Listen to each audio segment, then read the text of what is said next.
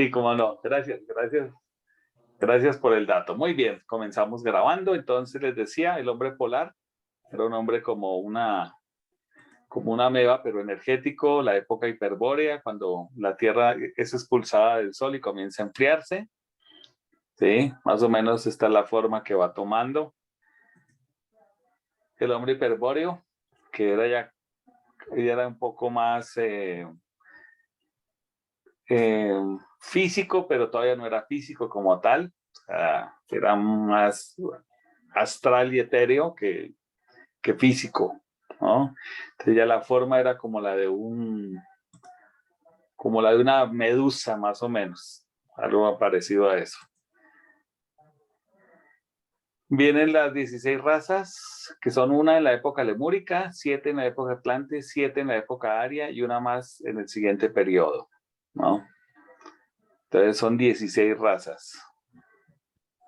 Muy bien, sigamos.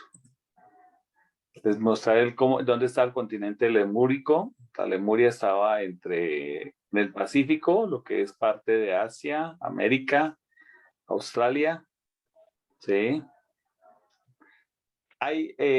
Bueno, había otro continente que era prácticamente el mismo, pero se llamaba Mu. Ese continente estaba entre África y Australia e India. ¿Mm? Entonces todo eso formaba lo que era la Lemuria. La época lemúrica era una época de tinieblas, había mucha neblina, o sea, no se veía, era muy denso, precisamente porque se estaba enfriando el planeta. Entonces el agua y el calor generaban esas nubes muy densas. ¿Mm? El hombre lemúrico era muy grande. Sí, las razas lemures eran muy grandes, eran gigantescos, porque las primeras razas lemures pues eran más una gelatina babosa, viscosa, no había huesos. Esta es la última que ya se puede considerar raza, la negroide, que es las razas negroides, como son los aborígenes australianos y los africanos, ¿no? Zaida, adelante. Buenas noches de nuevo a todos. Javi, buenas noches. Qué Buenas alegría noches, Zaidita. ¿Por qué así, Javi? ¿Por qué esa forma? ¿Por qué ¿Cuál fue? las jerarquías espirituales de la época no habían conceptuado ya el ser humano tal como somos? No, ¿Por qué? es que es muy buena tu pregunta. Déjame decirte que todo es evolución. Todo es evolución. Y como te voy a explicar, las evoluciones de las humanidades en los planetas no comienzan en una perfección, de una de que hay bellos y perfectos, no. En el universo todo es un proceso de evolución, así como los planetas van avanzando y van evolucionando, las humanidades de igual forma. O sea, el perfeccionamiento de razas y eso es algo que se va dando con el tiempo de millones de eones, de millones de años. O sea, eso no es de que arrancaron y ya todos bonitos y todos lindos y los espíritus que comienzan a encarnar, las almas que comienzan a encarnar ya, encarnan con cuerpos perfectos. No, no es así, porque el proceso de la evolución representa de que esa alma que comienza ese proceso de evolución tiene que ir aprendiendo a construir sus propios cuerpos, ¿sí? Claro, Guiados inconscientemente o conscientemente por grandes inteligencias. Entonces, todo es un proceso, todo es un proceso. Vea, esta forma que nosotros tenemos actualmente se alcanzó fue ya en las razas arias, ¿sí? Ni siquiera en los atlantes. Los atlantes, ahorita vamos a ver las razas atlantes, vamos a ver la mayoría de las razas atlantes.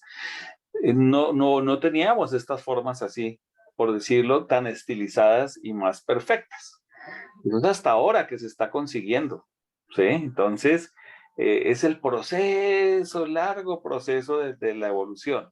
Entonces, por eso, hablar de los lemures era hablar de seres que eran deformes en las primeras razas, que poco a poco se fueron pues tomando la forma antropomórfica, pero aún así, los Buenas negroides, noches, maestro.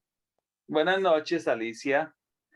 Los negroides, de la que se puede considerar ya la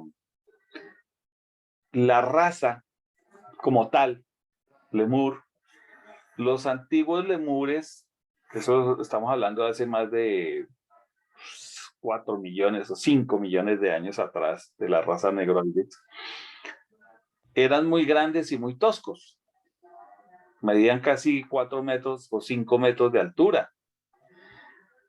Y estos monolitos que vemos ahí, estos figuras, que por ejemplo se conservan en la isla de Pascua, es una representación de esas razas, ¿sí? Tallada por ellos mismos, ¿sí? Javi, Entonces, dime, y esa situación se dio para, o se ha dado para todas las humanidades, ¿verdad? sí, Lo, eso, eso ha sido en todos los planetas y todos los mundos. Eso, o sea, eso es una cuestión de evolución, eso es ley evolutiva. Es que es lo que yo siempre les he dicho a ustedes, en el universo nada se regala, absolutamente nada. En la medida que uno se va metiendo más a estudiar todo esto de la evolución, te vas dando cuenta que definitivamente, o sea, no existe el abracadabra de que ya, o esa concepción de ese Dios que dice, a ti te hago bonito, a ti te hago feo y listo. No, realmente no existe eso en el universo. Eso no existe. Lo que existe es el proceso evolutivo continuo. Eso es lo que existe. Y a medida que uno se mete ya a estudiar en los archivos del universo, del sistema solar, del planeta, en este caso del planeta, pues comienzas a encontrar todo eso y dices, ah, caray, definitivamente, o sea, hoy en día somos lo que somos no porque nadie nos lo regaló, sino porque nosotros hemos tenido que trabajar cada, cada aspecto de nosotros, desde hace eones de millones de años. Muy bien. Entonces, la Lemuria fue un continente que se fue, que se destruyó en un lapso de 5 millones de años aproximadamente. Se fue hundiendo en el Pacífico por cataclismos, por esto, explosiones volcánicas. Por eso es que si ustedes ven el famoso cinturón de fuego volcánico, no es coincidencia que está en todo lo que es la costa de Asia, la costa oriental de Asia y toda la costa occidental de América. ¿Sí ven? Ese es el famoso cinturón de fuego de volcanes. Bueno, porque es que la Lemuria fue una tierra de muchos volcanes. Había muchos volcanes y esos volcanes mismos fueron los que hundieron el continente. Quedaron algunas islas, quedó Australia, quedaron todo lo que es esa parte de Asia, el sudeste asiático, allá de todas esas islas, Japón, eh, Malasia, sí, Hawái, ¿no? Todas las islas que hay en el Pacífico, todas esas islas fueron lemúricas, ¿sí? De la Lemuria, ¿sí? Entonces, se hunde la Lemuria, ¿no? Pero cuando se hunde la Lemuria ya existía la Atlántida. Entonces vamos a ver, porque eso no fue que se hundió uno y salió el otro, no. La Atlántida ya existía y ya empezaban a surgir las civilizaciones, la época Atlante, comenzaban a surgir las razas atlantes. ¿No? Y este nuevo continente, Atlantis, este mapita no es del todo exacto. No es del todo exacto y les voy a decir por qué. Porque la Atlántida comprendía parte de lo que es Norteamérica, la parte de Norteamérica como más o menos hasta Montana, ¿sí? Parte del Canadá, gran parte del Canadá y parte de México, ¿no? Por el sur se unía con América, aquí en lo que es la punta de Colombia, Venezuela y Brasil, se unía, ¿sí? Y llegaba hasta Europa, hasta lo que es Finlandia, Groenlandia, tomaba Groenlandia y tomaba también lo que era Suecia, Noruega, ¿no? La península escandinava. Todo eso formaba la Atlántida. Lo que es hoy el desierto del Sahara no existía, eso era un mar. Esas aguas estaban bajo el agua, esas tierras estaban bajo el agua. Lo que es hoy el norte de África como tal no existía. Existía desde esa partecita verde que ustedes ven ahí, eso sí ya existía del continente africano, pero la parte norte no existía como tal. Esas aguas, esas tierras comenzaron a emerger hace 800.000 años, cuando comenzó el hundimiento de la Atlántida. Entonces comenzaron a emerger las tierras de lo que es hoy el Sahara. ¿Sí? Muy bien, entonces la Atlántida era un poco más grande, mucho más grande de lo que vemos acá.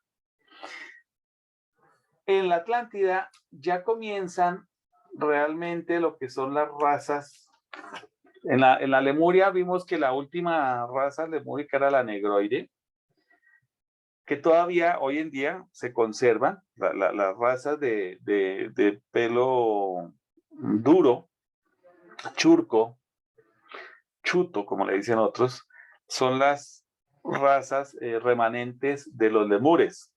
Son las razas más antiguas. Y la más antigua de todas son los ¿qué? Los aborígenes australianos, que ya están desapareciendo. Como ese arquetipo racial es tan antiguo, ya no hay espíritus humanos que requieran ese arquetipo, porque ya no necesitan las experiencias que se viven en esa raza. Entonces, ya están desapareciendo. Se comienzan a volver estériles tanto los hombres como las mujeres. Y por más esfuerzos ingentes que haga el gobierno de Australia y todo esto, que para que se preserve la raza aborigen australiana, ya comienzan a desaparecer porque ya no hay espíritus que necesiten encarnar en ese tipo de arquetipo racial. ¿Sí? En la Atlántida surge la primera raza atlante, que son los Ormoahals. Los Ormoahals, ¿sí? Ormoahals, eran muy altos, ¿sí? Medían casi 4 metros de estatura, pero fueron encogiéndose, se fueron achicando con el paso de los millones de años, de tal manera que bajaron de los 3.5 metros, bajaron a los 2 metros de estatura, que para nuestros estándares actuales de raza seguían siendo muy altos.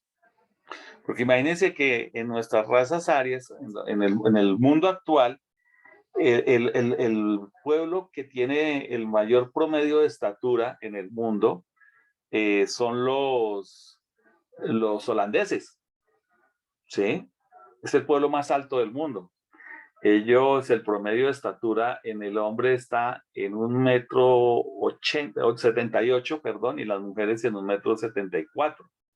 Sí, no, pero hay mucha gente acá que mide 1,74 m, Sí, pero es que estamos hablando de un promedio. Entonces es un promedio muy alto. Por ejemplo, el promedio aquí en América está en unos 69 en hombres y en unos 64, en unos 62 en mujeres. ¿Sí? El promedio de estatura. Entonces, fíjense la diferencia, ¿no? Y así, los mojas pues seguían siendo altos. Zaida, adelante. Tienes el micrófono. Ya, gracias.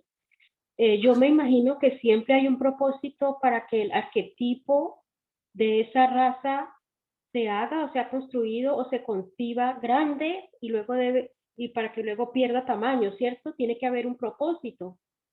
Pues sí, eso lo maneja el Manú. Recuerden ustedes que en la jerarquía el Manú es el que determina la raza. Entonces, cada raza tiene su Manú.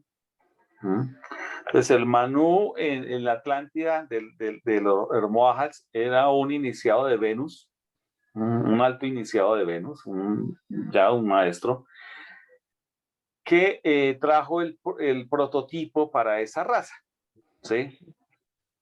Entonces, tenía características muy específicas, eran muy altos, como les decía, tenían poca memoria, ¿sí?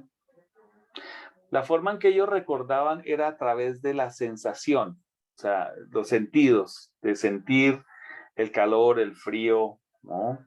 El hambre, ¿no? Los colores, a través de los colores y el sonido. ¿No? En esta raza comienza a surgir el sentimiento. Yo les decía a ustedes que ¿qué? Los lemures como tal no tenían sentimientos, ¿sí? Las razas lemures no tenían sentimientos. Es a partir de las razas atlantes que comienza a desarrollarse el sentimiento, ¿sí? La sensación. Entonces, no tenían esa memoria como la tenemos nosotros, de recordar algo por memoria, sino que era más que todo a través de sensaciones que asociaban, ¿sí? Los eventos. ¿Mm? Ya en esta raza nace el lenguaje propiamente dicho, o sea, el lenguaje aglutinado. Yo les decía a ustedes que, por ejemplo, en los lemures no había lenguaje como tal, sino que era a través de sonidos, sonidos guturales que ellos se comunicaban. Es hasta el final de la séptima raza lemur entre los negroides que comienza ya a modular un poco mejor, pero no alcanzan todavía el lenguaje. Es hasta las Romoahals, de la primera raza atlante, que comienza a desarrollarse el sonido, el lenguaje, porque la laringe, lo que llamamos la laringe, se comienza a desarrollar más rápidamente entre los Hermóajas, porque ya comienzan a desarrollar un cuello más largo, ¿sí? Las razas lemures, negroides, eran más achatados, más pegado la cabeza al cuello, entonces no había espacio suficiente para que la laringe adquiriera ese vacío, esa caja vocal para poder producir lenguaje. Galaxy A11, adelante. No sé quién sea, Galaxy A11. ¿Quién eres? Soy Araceli, maestro, no sé por qué sale así. Araceli. Adelante, Mire, una Araceli. pregunta, gracias. Dime, mi amor. Cuando surgen y empiezan a desarrollarse los atlantes, se extinguen los lemures y se desaparece Lemuria. No es así, no se extinguen. O sea, todos son procesos transicionales. O sea, no es que se hundió Lemuria y apareció la Atlántida. No es así. En la naturaleza todos son procesos graduales. Es poco a poco. Igual las razas, no aparecieron los negroides y desaparecen y ahora sí aparece la primera raza. No, así no es. Porque la prueba es que todavía hoy en día tenemos razas negroides, lemures, tenemos razas atlantes, muchísimos. La gran mayoría de la humanidad todavía sigue siendo de raza atlante, hace parte de razas atlantes.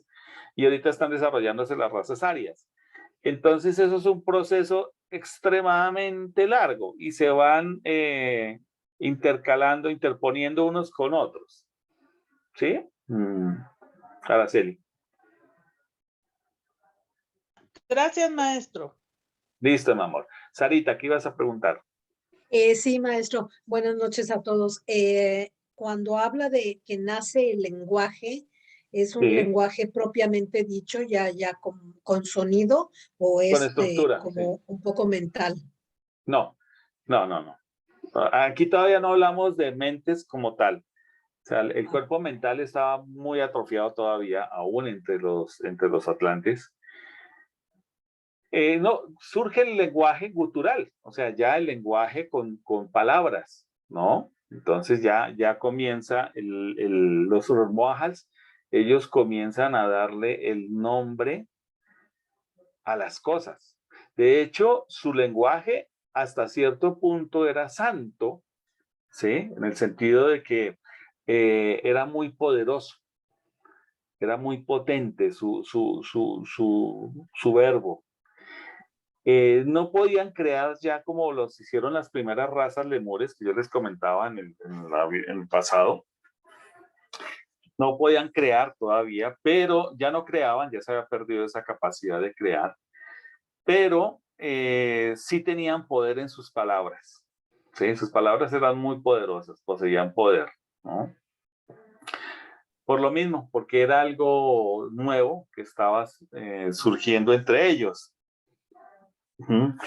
De tal forma que ya para estas primeras razas Atlante ya comienza a estructurarse lo que es el lenguaje y remotamente el cerebro comienza ya a hacer pequeños procesos de entendimiento, porque es que cuando hay lenguaje, obligatoriamente se desarrolla el entendimiento, ¿sí? Va a la par. Claro que dentro de los Hermojas, pues era algo muy, ¿qué? Muy primitivo, muy rudimentario. Esta raza comenzó hace más o menos unos 5 millones de años aquí en la Tierra. Entró hace como 5 millones de años aquí en la Tierra.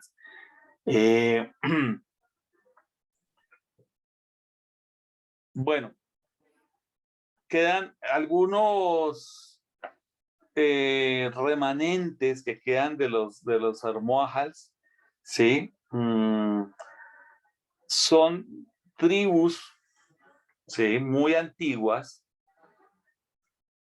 pero no son propiamente Almohades, sino fueron los Almohades se mezclaron con los negroides lemurianos y ellos se establecieron en lo que es el sur de la India.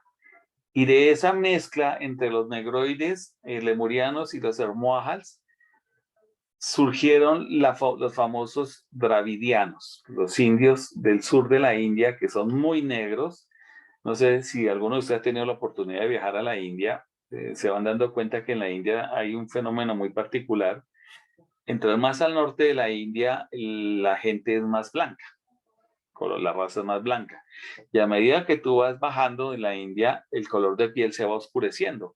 Y ya cuando llegas al sur de la India, y lo que es también Ceilán, la isla de Ceilán, o Sri Lanka, la raza es muy negra. Son tan negros como el negro africano, pero no tienen las facciones ni el pelo del negro africano, sino es pelo lacio, pero son negros, negros, ¿sí? Esto fue una mezcla entre los Hermoajals y los negroides lemurianos. Todavía existe esa raza dravidiana y es bastante extendida en el sur de la India, ¿no? Entre los Hermoajals, ya lo que es las artes, las ciencias, eran muy imperfectas en extremo, eran muy rudimentarios, demasiado rudimentarios. Prácticamente no había un arte o una ciencia propiamente, ¿sí? Muy bien. ¿Alguna pregunta hasta aquí? Ah, venga, que hay alguien más entrando. Bien. Esos eran los Hermojas, ¿sí? Bien, tenemos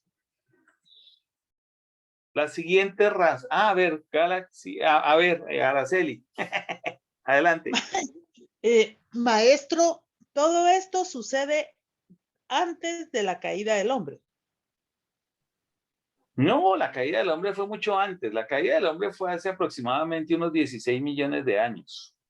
Eso fue en la época de la Lemuria, ¿sí? Estaba la raza negroide comenzando ya su aparición aquí en la Tierra, ¿sí? Porque es que la Lemuria comenzó o sea, el continente Lemur surgió hace aproximadamente 800 millones de años atrás, ¿sí? Y yo te estoy hablando de la historia de la humanidad en la Lemuria hace 16 millones de años. ¿Mm? Entonces, hace 18 millones de años, y hace 16 millones de años ocurrió la famosa caída del hombre, que fue cuando llegaron los luciferes, los ángeles caídos, y engatusaron a las mujeres y ahí estuvo, vino la caída. Pero de eso surgió, surgió el libre albedrío. Entonces, eso también permitió, de alguna manera, acelerar el proceso evolutivo aquí en la Tierra. ¿Sí? Entonces, no, ya cuando están los atlantes, ya hacía mucho tiempo que ya había ocurrido, había pasado ya más de 11 millones de años desde la caída. ¿Ok? Bueno, muy bien. La siguiente raza son los Tlavatlis. La segunda raza atlante son los Tlavatlis. Esta raza surgió en una isla situada al oeste de la costa de la Atlántida, o sea, hacia Norteamérica, ¿sí?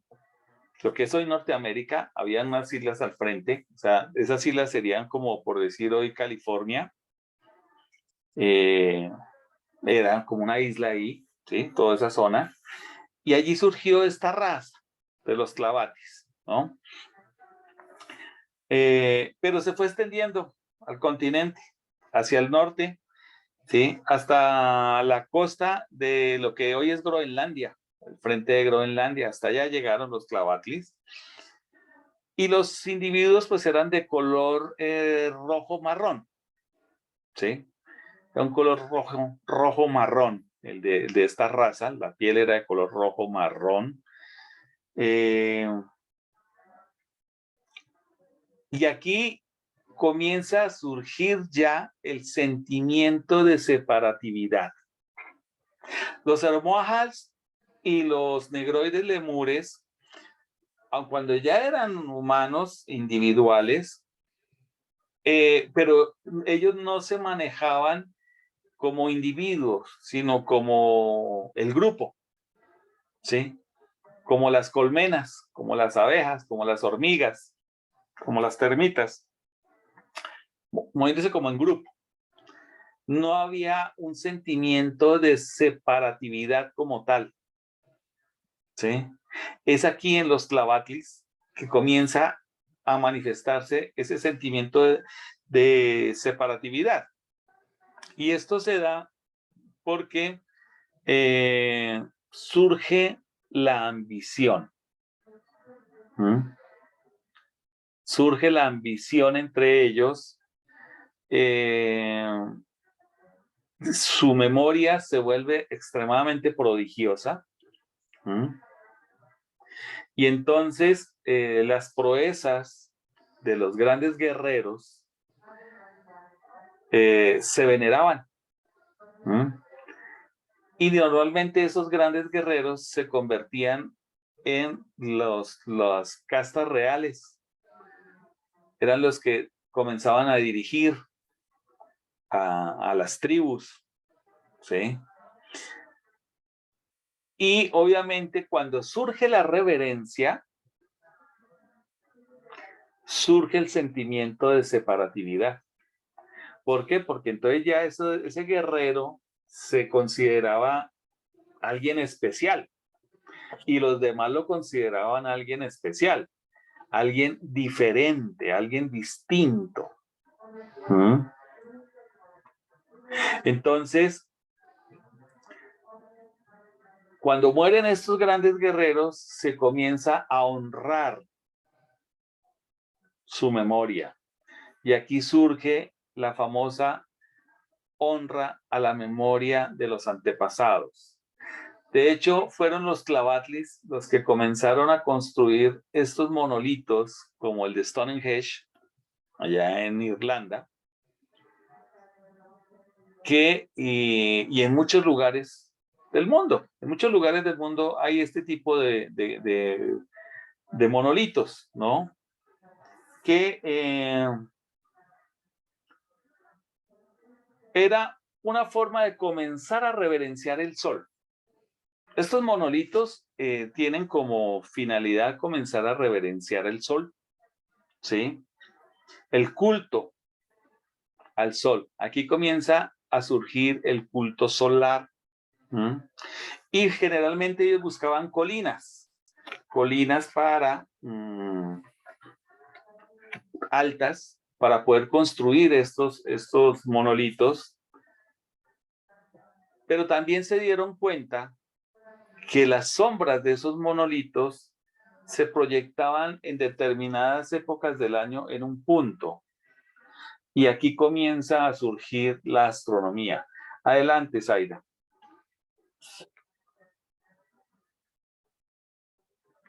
Tienes ahora sí. En ese momento entonces ya la humanidad había comenzado a perder su contacto con la divinidad, ¿cierto? Ya se sentían No. y... Bueno, ¿no? a ver, acuérdate que con los cristos, con los maestros solares, eso sí, desde el momento de la caída, se pierde ese contacto, ¿no? O sea, las jerarquías espirituales se retiran, Sí. ¿sí? En los planos superiores, en el plano mental superior. El humano en aquel entonces no tenía capacidad para ver en el plano mental superior, solamente en el plano astral. Pero, de todas maneras, ya hay en la humanidad nunca perdió esa reverencia a lo desconocido o a Dios, al Dios. ¿Sí? No se pierde, eso se mantiene siempre, porque es que esa conexión divina, como tú mencionas, es inherente al ser humano. Eso es inherente, eso no... A mí me da risa esa gente que dice, no, es que se inventaron las religiones. No, la religión no se inventó. O sea, eso es una estupidez, perdónenme que diga la expresión, eso es una estupidez decir que se inventaron las religiones. O sea, es como pensar que de repente por ahí un desocupado un día dijo, a ver, pues pensemos en alguien, un ser superior que nadie conoce y le vamos a poner Dios y entonces yo me voy a convertir en su intérprete. Y ya, entonces se inventó la religión. No, eso no funciona así. Definitivamente que eso no funciona así. Ese sentimiento, ese sentimiento religioso, eso es algo inherente en el ser humano. Y eso se da en todos los pueblos, en todas las culturas, a todos los niveles. ¿Sí? Lo que pasa es que como ahorita ya vivimos en una época muy racional, de mucho cerebrilidad, de mucho cerebro, entonces pues la razón ha venido a opacar la cuestión espiritual, no ha venido a opacar la espiritualidad, pero siempre ha existido. Y entonces, por ejemplo, aquí ya en los Tlavatlis nos podemos dar cuenta que ellos comienzan a construir estos monolitos como una forma de reverenciar a la divinidad que ellos consideran que es el sol, porque pues el sol es el que provee calor y les permite que cuando hay sol, ellos se comienzan a dar, cuando comienzan las estaciones, se dan cuenta que cuando el sol comienza, o sea, cuando pasa el invierno, comienza el sol a calentar y la naturaleza comienza a surgir. Entonces, obviamente, esa relación que toman los pueblos con respecto al florecimiento de la vida y que es gracias a los rayos del sol, entonces ellos relacionan inmediatamente que ese sol es el Dios protector que los cuida y que les da la provisión para poder sobrevivir. Entonces, por eso viene el culto y la reverencia al sol. ¿Sí? Muy bien. Entonces, ¿qué más puedo decir? Es que yo tengo aquí mis apuntes, porque como es tanta información, ahí me tocaba ir sacando mis apuntes para que no me fueran a olvidar, porque es tantísimo lo que uno ve en esos archivos, es tanto lo que se ve que no sabe uno qué apuntar y qué copiar, pero por eso dije, bueno, fui sacando las cosas más relevantes para poderles a ustedes más o menos contar y explicar cómo es el asunto de las razas. Ya llegará un momento en que ustedes, algunos, cuando sigan trabajando con su herramienta de las vidas pasadas, lleguen a ver hasta esas lejanísimas edades, porque solamente he conocido 2 personas que han visto vidas de ellas en tiempos remotísimos, en tiempos atlantes y lemures. Una de ellas dijo, no, yo me acuerdo que sé que era la Lemuria, porque pues tú sabes más o menos en qué época estás. Pero era muy grotesco y esto, y me describió cómo era, y efectivamente dije, no, pues eso es un lemur. Fíjate qué interesante. Ya llegará el momento en que muchos de ustedes podrán llegar a ver ese nivel. Listo. ¿Contestada tu pregunta, Seidita?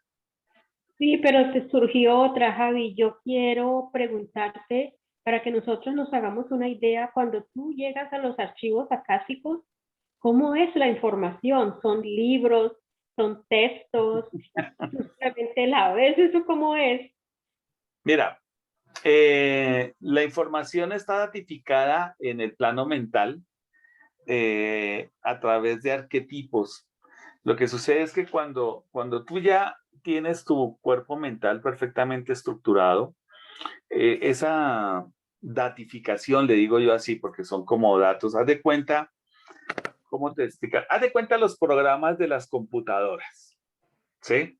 Si has visto cuando de repente aparece una cantidad de números, letras, y eso que pichas por ahí un error, por error una vaina y sale una pantallita, aquí del lado derecho de tu pantalla, poconón de guiones, letras, signos, números, ¿no?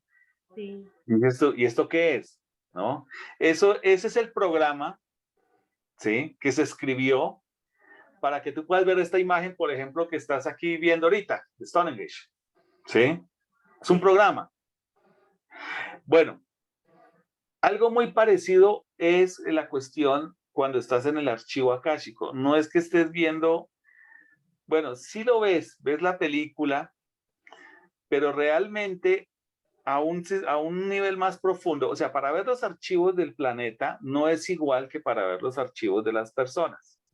¿Por qué? Porque yo el archivo tuyo, por ejemplo, de tus vidas, Zaira, yo lo puedo ver más fácilmente porque a través de tu cuerpo mental, ¿sí?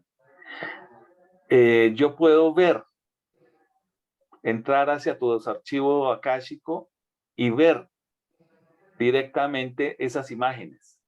Pero en la Tierra no es así. ¿Por qué? Porque como la Tierra son tantas cosas que ocurren simultáneamente en el planeta, ¿sí me explico? Ahorita, por ejemplo, estamos aquí nosotros, pero en todo el mundo están ocurriendo millones y billones y trillones de sucesos totalmente distintos, ¿sí? Entonces imagínate cómo se puede codificar todo eso. Bueno, ahí es donde viene la sabiduría de las grandes inteligencias que manejan, como decir, un sistema de codificación, así como se maneja en computación. Entonces, ¿qué sucede? Que cuando ya ya eres iniciado de 4º grado y tienes la posibilidad de entrar, ya recibiste el entrenamiento y el conocimiento para poder descifrar esa codificación. Entonces, ¿qué pasa? Que tú entras y ves esos códigos, pero en automático tú comienzas a descifrar eso y comienza a plasmarse en las imágenes. Es como si aprendieras un idioma, ¿sí?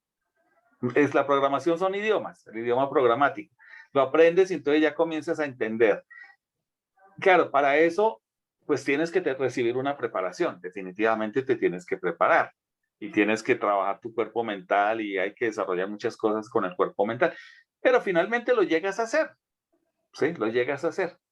Y de esa forma tú puedes ya meterte a los archivos del planeta, a los archivos del sistema, a los archivos de la galaxia, en fin, a muchos otros lugares. Mira, me parece interesantísimo y sería chéverísimo que aquellas personas que escriben diciendo, te leo tu archivo acásico, te escucharan. Yo creo que te todo al piso, Javi, porque eso no es así de simple.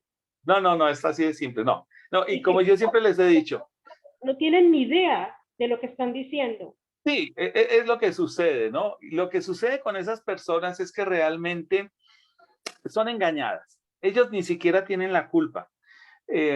pasa es que ustedes saben que en el astral pues hay muchas entidades que les gusta estar jugando y les gusta estar chupando energía de los demás. Y entonces ahí hay de todo. Hay estafadores de todo tipo en el astral. De todo tipo hay estafadores, ¿sí? Ese es el mercado más grande de estafadores, está en el astral. De estos, como saben que hay gente que quieren, ansían poder ver esos archivos akáshicos y meterse y decirle a la gente quién fue y qué hizo, y no sé qué, toman esa ansiedad, ese sentimiento y se conectan. Y entonces comienzan a proyectarle cosas totalmente falsas. Por ejemplo, ustedes cogen y ven el libro de este doctor Brian Weiss, el de muchas vidas, muchas no sé qué madres. Se llama el libro ese, muy famoso, que es un bulo. Ese libro es un bulo, es un bulo, y no le echo la culpa al doctor Weiss, porque él como desconoce toda esta cuestión esotérica, y cuando tuve la oportunidad, yo lo conocí en Miami, porque él vivía en Miami, en la época que yo estaba en Miami, él estaba allá en Miami, tuve la oportunidad de conocerlo y hablar con él, y le comenté, le dije, mira, estás cayendo en una cuestión astral. No tenía ni idea qué era eso y pues obviamente como él es científico y las explicaciones que yo le daba no se las podía mostrar en una máquina medido y pesado, pues obviamente no aceptaba lo que yo le decía. Le decía, porque es que mira, por ejemplo, tú ves en el libro y hay 3 vidas en un mismo siglo, casi que superpuestas unas sobre otras, viviendo acá y viviendo allá. Eso es imposible. Eso no lo puede hacer el alma. ¿Sí? No puedes tener 3 vidas al tiempo. ¿Sí? Entonces, en fin, entonces, ¿qué es lo que sucede? Que ya cuando él comienza con eso, lo que sucede es que se meten astrales y comienzan a jugar con ellos. ¿Sí? Entonces ya se ponía la muchachita ahí y ya le empezaban a mostrar unas poco de imágenes de vidas que realmente no eran ciertas. Eso es lo que ocurre normalmente con la gente que dice que lee los archivos akáshicos, porque es gente que no está preparada, no tiene, es más, no tienen ni la segunda o tercera iniciación. Partamos de ese punto de vista, ni siquiera saben lo que, es que no saben si son o no iniciados. Como no saben, pues quiere decir que no son iniciados, porque ya en la tercera iniciación tú ya tienes conciencia de que eres iniciado de tercer grado, ya cuando has alcanzado la tercera iniciación, ya lo sabes. Así desencarnes y vuelvas a encarnar desde niño, ya lo sabes. Entonces ahí es donde te das cuenta, dice, no, pues que esta gente está siendo engañada. Entonces uno no los puede juzgar, dice, bueno, están en el engaño, ni modo, ellos piensan que es verdad, pero pues realmente no es así. Realmente se requiere una preparación bastante interesante. Bueno, sigamos porque ya se nos fue la onda. Lorenita, ¿qué ibas a preguntar? Acerca de Stonehenge. Sí, mi amor. Así como este monumento, Sí, sí, no sí. sé cómo llamarlo, se repiten en varios puntos del planeta, ¿no? Sí, cómo no, en muchos lugares, sí. ¿Fue en la misma época? Uh-huh. ¿Sí? Sí, porque esto es muy característico de los tlavatlis. Ajá. Ellos comienzan el culto solar, ¿sí? Y entonces todos sus pueblos se van organizándose y obviamente, como en todo, ¿no? Si ese hizo, nosotros también. Si ellos hicieron, nosotros también queremos, ¿sí? Uh-huh. Entonces comenzaron a construir en muchos lugares del planeta. De hecho, perdón. No. No, sigue hablando. Entonces, lo que pasa es que con el tiempo, cataclismos, terremotos, muchos se cayeron y quedaron como cuestiones de rocas ahí, ¿no? Pero muchos de esos fueron de ese tipo de monumentos que hicieron ellos, los tlavatlis, para generar ese culto, y ahí nace también la astronomía. ¿Sí? Con ellos comienzan a hacer la astronomía, porque ellos ven que esto es les sirve como un reloj. Claro, ellos no sabían que era un reloj, pero pues para nosotros, porque iban viendo a través de las sombras de las piedras, con el tiempo en observación iban viendo que se iban repitiendo en determinadas épocas, entonces ya ellos comienzan a entender un poco más lo del movimiento de las estrellas y del planeta. Entonces la intención era honrar al sol. Sí, originalmente así surgieron. Pero con el paso de los millones de años, pues ellos se van dando cuenta de que sus observaciones que cumple más funciones. Sí. Bueno, a esa iba mi otra pregunta, porque ¿encierra algún tipo de energía ese lugar? Hace Sí. años atrás supe de una noticia que había desaparecido un grupo que se puso a meditar en ese lugar. Uy, terrible. Sí, En los mire. años 70, no sé si fue. Sí, no, sí. De hecho, esos lugares se vuelven puertas dimensionales, ¿sí? O que te llevan a otros planos, ¿no? La gente, desafortunadamente, el gran problema de la humanidad es que como desconoce todas estas cosas, desconocen completamente todo esto, entonces creen que se puede hacer cosas sin que no pase nada. Todos estos lugares así tienen unas concentraciones energéticas muy, pero muy poderosas, porque fueron millones de años de estar haciendo reverencia allí, ¿sí? Cuando vamos más adelante a otras razas, vamos a ver que ya comenzaron a hacer hasta sacrificios humanos, muchas regenera en todo ese tipo de cosas, y obviamente esa energía queda allí y se crean entidades. Mire, un problema con los que se enfrentan los arqueólogos muy comúnmente cuando comienzan a hacer investigaciones y encuentran ruinas arqueológicas, es que les pegan unos sustos terribles y a veces los sacan hasta corriendo. Y han habido accidentes de arqueólogos que se caen y quedan fregados completamente.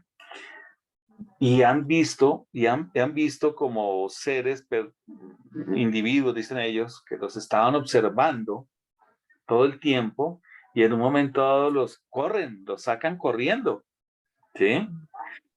Por ahí hay videos de arqueólogos que hablan acerca de eso. ¿Qué es lo que ocurre? Y es lo mismo que pasa con los famosos entierros. En Colombia le decimos las huacas. Eso que cuando esconden así una fortuna o algo que entierran, que oro, que joyas y todo eso,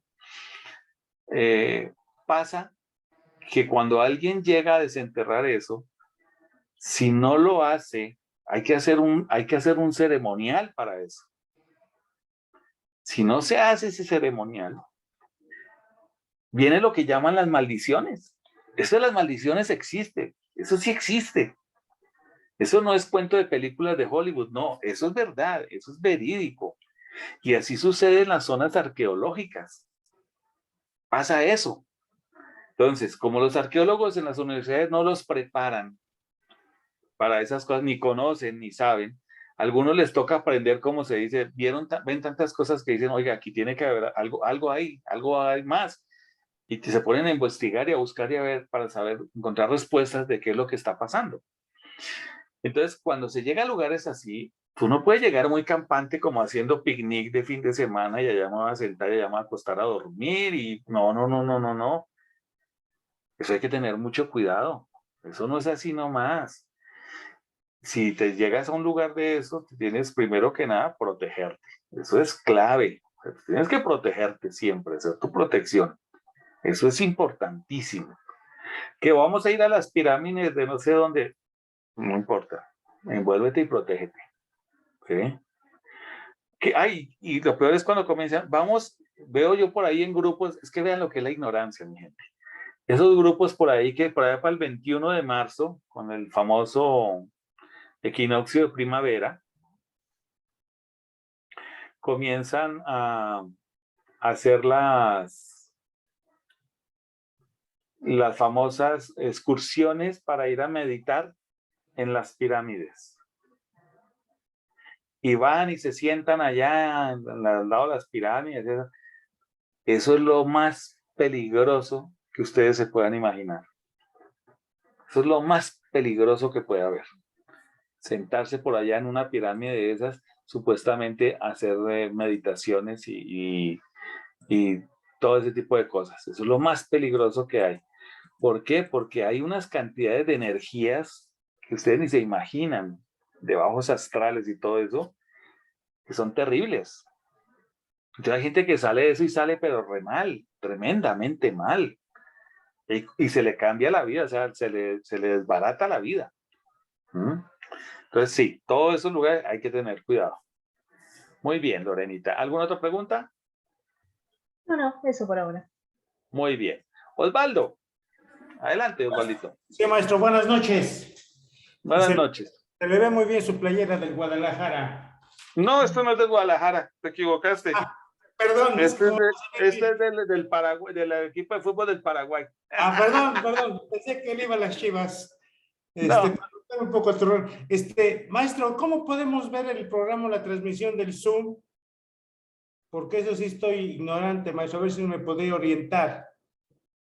Pues aquí estás ahorita. No, pero Pues, después, diferida, perdón. No, yo la subo a las páginas de Facebook. Yo la subí la vez pasada, está ahí en el Maestro León, no me acuerdo en qué otras páginas, está también en YouTube, en mi canal, que yo tengo el canal de Maestro León en YouTube, ahí también están los videos, ahí queda el video grabado. O sea, yo lo subo, no te preocupes, eso queda grabado. Sí, gracias, maestro. Estamos hablando de los cuerpos mentales y el cuerpo astral. ¿Cómo podemos trabajar ambos? Y ¿tiene uno que trabajar primero el astral y luego el mental? ¿O se puede uno saltar al mental, maestro? Disculpe la ignorancia. No te preocupes. Mira, todo es un proceso gradual, ¿sí? Para la época que vivimos actualmente nosotros, nuestro cuerpo mental es el que tenemos que desarrollar. Por eso yo les hago a ustedes mucho énfasis en desarrollar el cuerpo mental.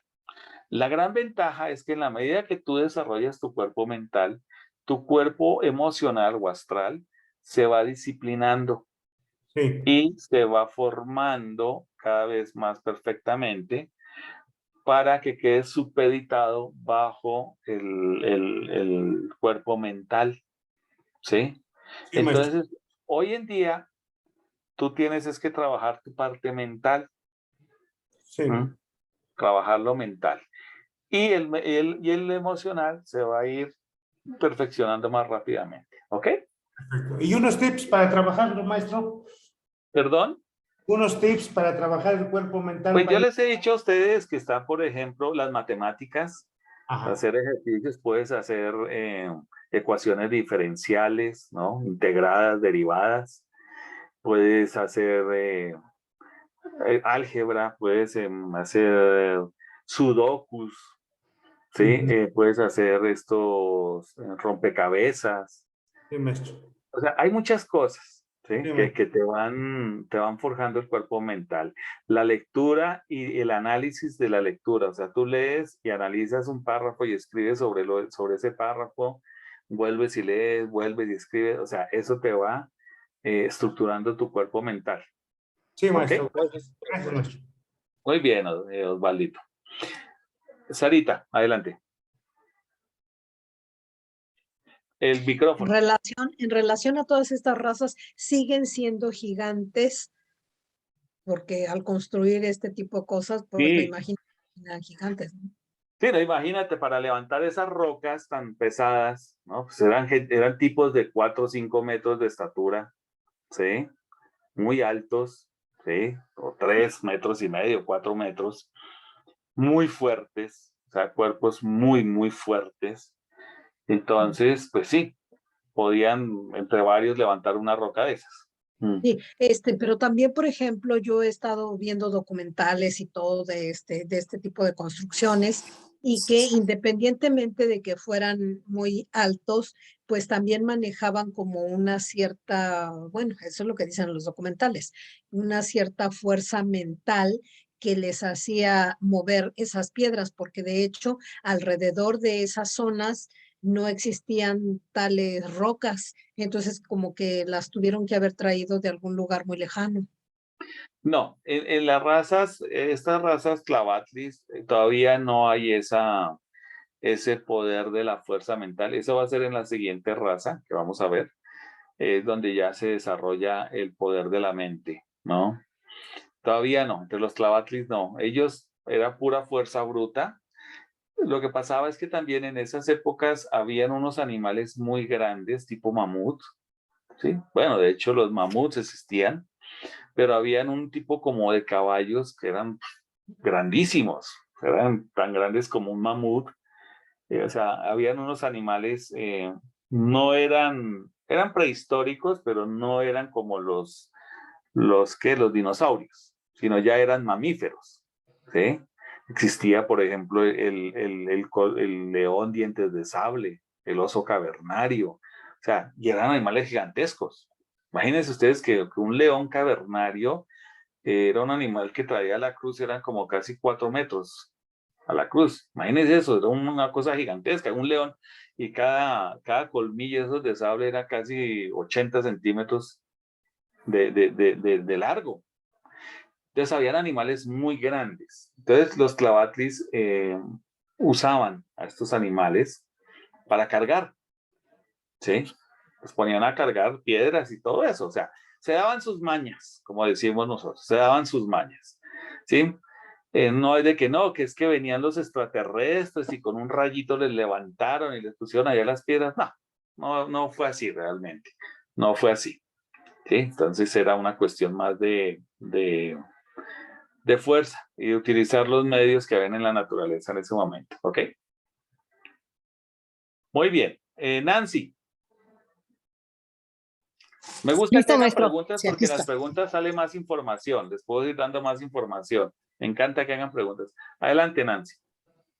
Maestro, ¿los clavatis tenían solo una columna vertebral o también tenían más columnas, como alguna vez nos comentó, por ejemplo, con los reptiles que tenían dos No, columnas, me parece? no, es distinto. No, porque lo que sucede es que la configuración del humano terrestre es distinta a la del reptil, a los reptiloides como tal. De hecho, el hueso humano es más fuerte que el hueso del reptiloide, ¿sí? Es como, por ejemplo, los lagartos. Miren ustedes lo que son los reptiles, lagartos, serpientes, iguanas, que su osamenta no es tan fuerte como la de un mamífero, ¿sí? No es tan fuerte como la de un mamífero. Entonces son diferentes las configuraciones óseas de los reptiloides y de los humanos, ¿no? Entonces, por eso el humano siempre, desde que comenzó ya la individualización y comienzan las razas lemures como la negroide, que ya se le considera una raza como tal, es una columna vertebral, ¿sí? Porque ese es el patrón de los manús para aquí, para nosotros, para la humanidad terrestre. Una columna vertebral con 33 vértebras. Y esas 33 vértebras no solamente es para el humano, también es para los animales. ¿Sí? Lo que pasa es que los animalitos pues están en posición horizontal. ¿Sí? Porque cuando está la columna vertebral en posición horizontal, se reciben todas las fuerzas del astral. Los animales, como están desarrollando el cuerpo astral, ¿sí? El cuerpo de las sensaciones, las emociones, entonces por eso su columna vertebral está en posición horizontal. Mientras que el humano, que está desarrollando el cuerpo mental, la columna vertebral está en posición vertical, porque las energías vienen del sol, del cosmos, y entran aquí por la cabeza y irradian toda la columna vertebral. ¿Ok? ¿Listo? ¿Alguna otra pregunta, Man? Bueno, continuemos. Entonces, aquí con los clavatlis surge algo bien interesante y es el recuerdo del padre se pasan a los hijos. Aquí comienza ese proceso de la memoria y entonces las acciones que hacía el padre las repetía el hijo. Y aquí comienza el origen de las profesiones que ahora hasta en esta época en muchos lugares se mantiene como tradición, que es que el oficio del padre lo aprende el hijo porque el padre lo aprendió del abuelo y el abuelo el bisabuelo y así, ¿no? Eso fue parte, aquí comenzó eso con los clavatlis, ¿sí? Era una forma de honrar la memoria. ¿Y qué era lo que pasaba también?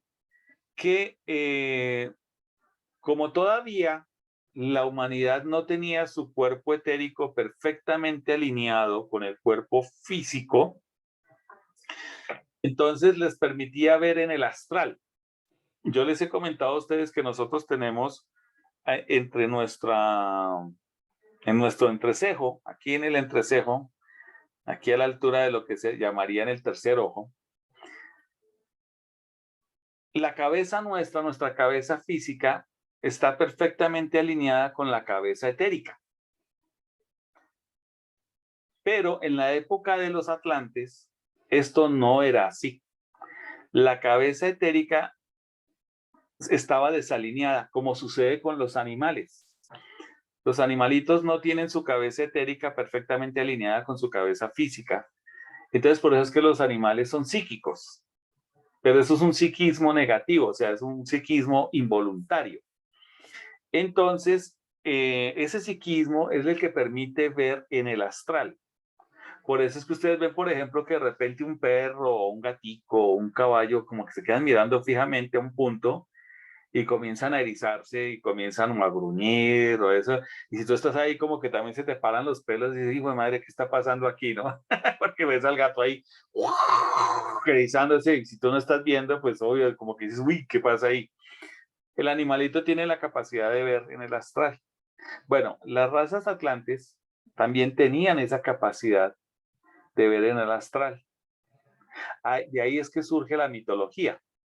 Todos esos seres mitológicos como los centauros, los minotauros, las medusas, bueno, todos esos seres de la mitología, ¿no? Que existen en todos los pueblos, pues eran esos seres que veían los atlantes con su visión, ¿sí? De hecho, su vista física no estaba muy desarrollada, aún. Con los clavatlis todavía la vista física no estaba muy desarrollada. Por eso es que ustedes ven que los monumentos son bastante toscos. Entonces no hay un arte especializado, un arte refinado, por lo mismo, porque su vista física todavía no era la óptima.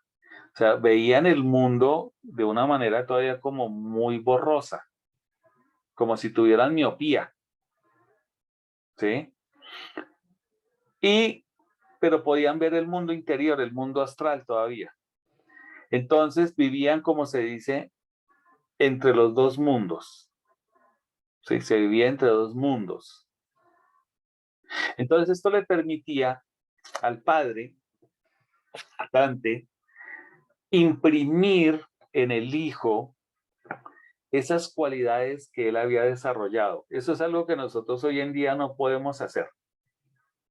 Eso nosotros no lo podemos hacer hoy en día. Nosotros le podemos decir a nuestros hijos, sí, hijo o hija, estudia, o esto, y hay unos padres que quieren que su hijo o su hija estudie lo que él estudió, o se dediquen a lo que él se dedicó, ¿no? Pero el muchachito dice, no, ni madres, yo no me voy a eso no me gusta y chao, pa' pescado. Y no hay nada que se pueda hacer, papá no puede hacer absolutamente nada. En la época de los atlantes, ellos sí podían imprimirle al hijo sus cualidades. Entonces, prácticamente no había diferencia entre el padre y el hijo. Había una continuidad. Y aparte, como la cuestión de la sangre, aquí entra un punto muy importante, mi gente, que es la sangre. La sangre es el vehículo del espíritu y entonces eso de la pureza de la sangre tiene un sentido y era mantener siempre en el mismo clan, en las mismas costumbres, porque a través de la sangre se imprimía esas cualidades de los padres a los hijos. Entonces prácticamente el hijo era una copia del padre. Y el hijo del hijo iba a ser la copia de él y que debe ser la copia del abuelo. Entonces, de ahí surgía de que no, es que Matusalén vivió 990 años. Es que ¿cuántos Matusalenes hubieron? ¿Por qué? Porque se moría Matusalén primero y Matusalén segundo había impregnado todas las cualidades de Matusalén primero y era el mismo, era una copia. Y ese se lo pasaba a su hijo y así se iba. Entonces, parecía que era un solo personaje. Dice, no, pues eso es que Matusalén vivió 900 años. No, no era que vivieran tanto tiempo. Era que ocurría este fenómeno. Entonces se impregnaban las cualidades del padre en los hijos. ¿Sí? Araceli, ¿qué quieres preguntar, hija? Maestro, los tlavatlis ya eran más o menos parecidos a nosotros físicamente. No, no, eran muy toscos, eran muy feos. De hecho, eran muy feos. Eran muy grandes, pero pues eran supremamente toscos, ¿no? Sus Pero ya facciones. tenían, pongamos, los brazos, las Ah, sí, piernas. sí, no, sí, ya. Ya desde la raza negroide lemur, ya hay la forma antropoide, como la conocemos hoy en día. Sí, ya existe Ay, esa forma. Pero no gracias. quiere decir que dijeran, ay, eran unos papazotes, unas mamazotas, no, para nada. Eran más feos que pegarle a la mamá en pleno 24, plena Navidad, ¿no? Entonces, eran muy feitos. ¿Sí? ¿Para qué voy a decirles mentiras si eran más feos? ¿No? Tenía más presencia un perro de taller. Sí. Ok. Adelante, Nan. Maestro, perdón, retomando lo de la columna vertebral, Sí, 33 vértebras, ¿qué significa? Bueno, creo que alguna vez nos dijo, aparte que es un número maestro, pero sí. el significado esotérico. Bueno, es que para nuestro esquema de evolución humano terrestre, 33 es el número que te lleva a la maestría. O sea, cuando alcanzas el grado 33 de iniciaciones, lo que sucede es lo siguiente. Yo les hablo a ustedes que hay 7, 12 iniciaciones, que son las iniciaciones mayores. Pero entre cada iniciación hay como iniciaciones menores. ¿Sí me explico? Entonces, se supone que cuando tú alcanzas 33 iniciaciones, dentro de las 5 iniciaciones que te llevan a la maestría, te conviertes en un maestro, que es real. Entonces, la columna vertebral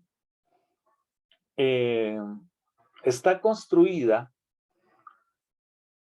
no te puedo decir exactamente por qué es así, pero acorde porque esto ya es un esoterismo muy profundo, y al cual yo no tengo acceso a ese conocimiento porque eso es del Manú, los grandes jerarquías espirituales, que esa energía, esa vibración del 33 es la que se puede conseguir única y exclusivamente a través de la columna vertebral. En la medida en que tú vas despertando tu conciencia, vas abriendo tu conciencia y vas pasando por esas 33 iniciaciones, cada vértebra de tu columna vertebral, la columna, es una, es una iniciación. Cada vértebra es una iniciación. Y en cada vértebra, a nivel espiritual, hay unos, no le puedo decir que sean chakras como tales, son más bien unos britrix, unos centros energéticos que se van activando, se van abriendo, por decirlo de alguna manera, y eso permite que las energías espirituales penetren y le vayan otorgando al individuo cualidades cada vez más elevadas de orden espiritual. ¿Sí? Entonces, ese es el aspecto básico del 33 para nosotros como humanidad. ¿Sí? Es nuestro punto. Por eso a Jesús a los 33 años lo crucifican. ¿Sí? Tenía 33 años. Eso es muy simbólico, eso es muy representativo. ¿Por qué? Porque cuando a Jesús lo crucifican a los 33 años es cuando él alcanza la maestría. Cuando él lo crucifican y luego desciende a los infiernos y va y hace todo lo que tiene que hacer allí y asciende y van a buscarlo al tercer día, al domingo van a buscar al cuerpo del maestro y encuentran la piedra corrida y dicen, uy, se lo robaron, no está. Entonces, pues nada, es que el maestro ya había ascendido su cuerpo, ¿sí? Había alcanzado su maestría y se había hecho ya un ser de luz. Entonces, eso es lo que está, esa simbología del 33, pues es muy profunda, pero es la que nos marca a nosotros en nuestro camino de evolución. ¿Sí? Gracias, maestro. Bien. La siguiente raza, les voy a decir una cosa. Es muy interesante, ¿sí? La siguiente raza, porque es la raza más importante de las Atlantes, de la época Atlante. Y esa nos va a llevar un pedacito más largo, y entonces esa la quiero dejar para la siguiente clase, el jueves, pasado mañana, para comenzar a hablarles sobre esta raza, y que fue la raza de oro. Y de esta raza yo tengo recuerdos muy bonitos de encarnaciones mías en esta época. Bonitos en el sentido de que pues pasaron muchas cosas muy interesantes. Y entonces me gustaría ya poderles dar esta raza de una manera más detallada. ¿Sí? No me gustaría cortar, porque ya van a ser las 9. Entonces no me gustaría cortar ahorita y dejar ahí cortado. Quisiera más bien hacerlo completico el próximo jueves. Total, no tenemos prisa. Estos son temas muy bonitos, es muy interesante. Esto no sé cómo les ha parecido hasta el momento, si les ha gustado o quiere que me vaya y nunca más les vuelva a hablar de estas cosas. Ay, Adelante, Nan. Javi. Maestro, Perdóname, Saidita, que Nan me quiere decir algo. Ahorita voy contigo, ¿no? Saidita. Adelante, Nan. Sí, gracias, maestro. Perdón, Saidita. Maestro, yo tengo una pregunta de la clase pasada. Bueno, de hecho tengo 3. Adelante. Pero solo voy a hacer una por el tiempo. Maestro, un logo estelar, ¿cuántos planetas construye? ¿O solo puede construir un planeta? ¿Cuántas humanidades puede construir él mismo? Y, por ejemplo, el señor Helios y la señora Vesta, que son nuestros padres, ¿cómo siguen evolucionando? ¿Y ellos siguen construyendo planetas? Tan bella, que buena. O sea, menos mal que era una pregunta, ¿qué tal no hubiera hecho las 3, no? Bueno, mira. No, sí tengo las 3, esa era una en 3 y tengo 2 más. Ok. Bueno, el logo solar o logos estelar, logo solar, se acepta el logo solar, es un nombre aceptado a nivel cósmico, el logo solar. O sea, los soles se le consideran todas las estrellas donde se desarrollan sistemas planetarios alrededor de ellos, se les considera soles.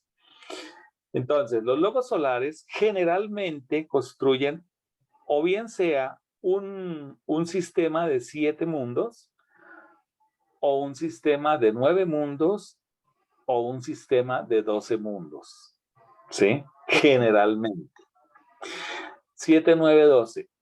Son números claves, son números esotéricos, cultos, que tienen su razón de ser, porque esos números son los que generan armonía y estabilidad en los sistemas. O sea, un sistema planetario con 7 planetas es armónico. No me preguntes por qué, porque todavía no soy logo solar.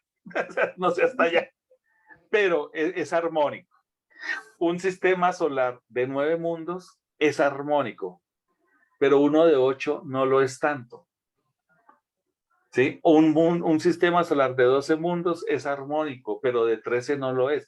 O sea, no sé, o sea, honestamente, porque eso ya estamos hablando de astrofísica hiperavanzada, y que pues eso apenas grandes inteligencias, ellos saben el porqué de ello, ¿no? Nosotros no, nosotros sabemos que hay aquí. Y entonces, generalmente te encuentras que cuando viajas a los sistemas planetarios o sistemas solares de otros lugares, te encuentras, yo normalmente eso es lo que he encontrado, que son o 7 mundos, o 9 mundos, o 12 mundos. Hay algunos, pero son muy contados, que tienen 24 mundos, ¿sí? Pero son soles gigantescos, muy grandes, donde hay 24 mundos, porque creo que es por cuestión de gravedad, me imagino yo, lo que yo pienso, que puede albergar y tener la capacidad, esa estrella, de mantener esos 24 mundos girando alrededor de ella, ¿sí? Entonces, básicamente esos son, pero son muy contados, los de 24 mundos, déjenme decirles que si he visto 3, no he visto 4, esa es la realidad. Pero generalmente son de 12, de 9 y de 7, que se conforman. ¿Cuál era la otra pregunta? Esa era esa, ¿no? ¿O qué más era lo que...? La otra, maestro, es cuántas humanidades y, bueno, sí, okay. el señor Helios. Ok, listo. Dentro de cada... los mundos son creados para albergar humanidades. O sea, esos no se crean de oquis, ahí como para que adormen, ¿sí? No son zarcillitos ahí o aretitos en las orejas, no. Tienen su función, definitivamente tienen una función y son creados con un propósito. O sea, no se crean para llenar espacio, ¿sí? Para hacer bulto, no. Todos tienen un propósito de albergar humanidades. Lo que pasa es que ocurre que los mundos también van envejeciendo a medida que pasan los millones de años y comienzan a degenerar y son abandonados por esas humanidades que se van a otros porque ya no les sirve ese mundo, no porque lo hayan depredado y se lo hayan acabado, no, sino porque simple y sencillamente ya cumplieron el ciclo que estaba establecido para que esa humanidad alcanzara un nivel determinado de evolución, y ya de ahí ya esa humanidad pasa a otro. Ahora, esa humanidad no necesariamente tiene que ser física como nosotros. Hay humanidades que están empezando y están en cuerpo mental, otras que están en el cuerpo astral, otras que están en el etérico, y algunas que otras en el físico, ¿no? Entonces, eso depende del grado de evolución que van llevando las humanidades. Entonces, sí, se crean para albergar humanidades, porque es que las chispas divinas, lo que llamamos la chispa divina o mónadas, son infinitas. Son infinitas. Imagínate, nosotros nomás en la Tierra somos 60.000 millones de almas evolucionando en este pequeño planetita, aquí en la Tierra. 60.000 millones de almas. Y este planeta, viéndolo cósmicamente, es del tamaño de un píxel. ¿Saben lo que son los píxeles, no? Los puntitos que conforman la pantalla de un computador para formar una imagen, cada puntito de esos es un colorcito determinado y es un píxel. ¿Sí? Esos son los famosos píxeles. Y entre más píxeles, más definida va a ser la imagen, ¿no? Como los televisores. Entre más píxeles, más definida es la imagen. Bueno, imagínense ustedes que nuestro planeta es un píxel diminuto, ¿sí? Con respecto a nuestro sistema solar. Nuestro Sol es un píxel un poquito más grande. Y nuestro sistema solar es un píxel pequeñito con respecto a la galaxia. Es una cosa mínima. Y nuestra galaxia, con respecto a todo el universo, es un píxel de los millones de miríadas de millones de píxeles que pueden existir en el universo, o de galaxias. E imagínense que en ese píxel tan chiquitito, como es la Tierra, 60.000 millones de almas evolucionan aquí. Mejor dicho, si uno se pone a echar números, se vuelve loco. Imagínense ustedes, ¿sí? Entonces, es una cosa extraordinaria. Entonces, nuestros logos, Helios y Vesta todavía tienen chingo de trabajo. Todavía tienen chingo de trabajo. No creas que eso ya dijeron, ahí hicimos y nos vemos y miren a ver cómo le hacen. No, porque ellos son los que nos sostienen estos mundos. Y si ellos dejan de pensar en nosotros, este mundo desaparece. estos mundos desaparecen. ¿Sí? Ellos tienen que seguir pensando en nosotros, manteniendo estos mundos, si no, no funciona. Entonces aquí los tenemos y aquí van a estar, y cuando termine toda esta sinfonía de nuestro sistema solar, bueno, ya ellos pasarán quizás a convertirse en logos, ¿qué? De galaxias, constelaciones, o qué sé yo, ¿no? Y ahí para adelante lo que gustes y mandes. ¿Listo? Gracias, wow. Sí, maestro, A ver, gracias. listo, mi amor. Araceli. Yo pensé que me ibas a dar la palabra. No, Zaidita, perdóname, Araceli. Zaidita estaba en turno. Adelante, Zaidita. Javi, lo que pasa es que yo no termino de maravillarme de todo lo que tú nos explicas. Qué hermosura. Es un sentimiento tan grande de... Yo no te sé explicar qué es lo que yo siento con respecto a ellos, las jerarquías espirituales, todo su poder, y pensar que todos ellos hicieron el recorrido. Comenzaron chiquitos y mira dónde van. Es hermosísimo. Y bueno, tú decías ahora que si nos ha gustado, obviamente, muchas gracias en nombre de todos. Nosotros somos afortunadísimos de tenerte, porque no solo nos has abierto los ojos, sino que hemos crecido y mucho, porque ya no somos esas hormiguitas que íbamos ahí, no, ya nos dejamos, por lo menos yo no, ya no nos dejamos. No, es que la idea es esa, la idea es esa. Sí, ¿para dónde vamos? Sí, la idea es, parte de mi trabajo es sacarlos de esa visión hormiga que se tiene como humanidad. No quiere decir, o sea, que no suene pretencioso, porque de ninguna manera, no pretendo ser pretencioso en el punto, sino que realmente mi interés es que ir ampliando esa visión en sus vidas, ¿no? En sus mundos, que comiencen a ver que realmente esto es algo verdaderamente extraordinario, ¿no? Esto es unas dimensiones, y alcancen algún día esa visión de águila, ¿no? Que comiencen a ver ya desde las alturas todo el panorama. Pero bueno, para eso es todas estas cuestiones, ¿no? Para agarrar eso. ¿Listo? Bueno, bien, Zaidita. Vamos a darle oportunidad a Araceli porque ya se nos está acabando el tiempo. Araceli. Maestro, solo una pregunta. Aquí Adelante. para nosotros este cuerpo físico no termina la evolución. O sea, nosotros este cuerpo físico también va a seguir evolucionando y alguna vez pues va también a cambiar según ha ido Claro. la evolución. Claro. Algún día te convertirás en una esfera consciente. Ay, las dejé casi. ¿Cómo así? Yo cuidándome la línea y voy a volver una esfera. Pues sí, así es. Te convertirás Gracias, en una esfera de conciencia. Pero todavía para eso falta mucho, así que te puedes seguir cuidando la línea, no te apures. Pero sí, va a llegar un momento, de hecho el proceso de evolución, fíjense una cosa bien simpática, cuando ustedes ven, por ejemplo, en el fetito, cuando comienza el proceso de la evolución del feto, ustedes ven que la cabecita del feto está como hacia el centro, metida hacia adentro, y la columnita hacia afuera, ¿sí? Como un renacuajito, pero la cabeza está metida al centro, ¿cierto? Así comienza el ser humano dentro de su proceso. Bueno, poco a poco se va enderezando hasta que queda la cabecita aquí, en el polo arriba, porque nosotros decimos arriba. Bueno, la conciencia, entonces tu conciencia está aquí, a nivel de la cabeza.